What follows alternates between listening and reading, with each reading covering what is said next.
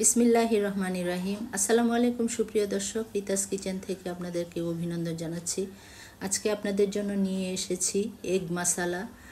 তো 5 মিনিটের একটা রান্না, কিন্তু আপনি মাংসের স্বাদ পাবেন এটাতে। যখন মাছ মাংস কিছুই খেতে ভালো লাগবে না, তৈরি করে ফেলবেন 5 মিনিটে আমার মতো। তো দেখুন কিভাবে তৈরি করি। এখানে একটা কড়াই বসিয়ে দিয়ে তার মধ্যে 1/3 কাপ তেল দিয়ে 1/2 কাপ পেঁয়াজ দিয়ে দিব। স্বাদ মতো দিব লবণ। লবণটা দিলে পেঁয়াজটা আগেই নরম হয়ে যাবে। 1/2 চা চামচ হলুদ গুঁড়া, 1 চা চামচ মরিচ গুঁড়া, 1/2 চা চামচ করে ধনিয়া গুঁড়া, জিরা গুঁড়া দিয়ে দিব। দিয়ে সামান্য একটু নেড়ে চেড়ে পানি দিয়ে দিব। পানিটা দিয়ে এর মধ্যে সাদা গোলমরিচ গুঁড়া 1/2 চা চামচের একটু কম, আর গরম মশলার গুঁড়া 1/2 চা চামচ, আদা রসুন বাটা 1 চা চামচ, দুইটা মিলিয়ে তারপরে একটু নেড়ে দিব। নেড়ে আমি টমেটো পিউরি 2 টেবিল চামচ দিয়ে দিব।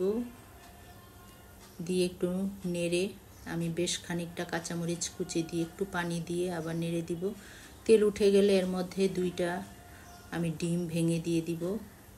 ডিম দিয়ে কয়েক সেকেন্ড রেখে তারপর সাথে সাথে নেড়ে দিব না, তারপরে একটু নেড়ে দিব আস্তে আস্তে।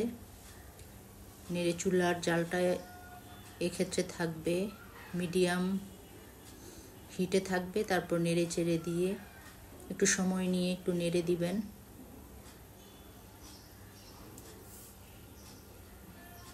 তো আস্তে আস্তে এটা আপনি নেড়ে ব্রাউন যখন হয়ে আসবে তখন এটা তুলে নেবেন। শেষ পর্যায়ে এসে আমি দিয়ে দিব আরও 1/2 চা চামচ গরম মশলার গুঁড়া।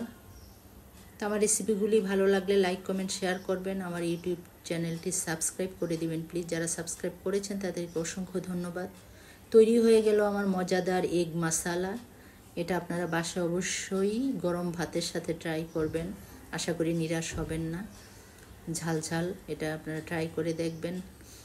আগামী পর্বের যে কোনো নতুন রেসিপি নিয়ে হাজির হবে ইনশাল্লাহ। ভালো থাকবেন। আল্লাহ হাফেজ।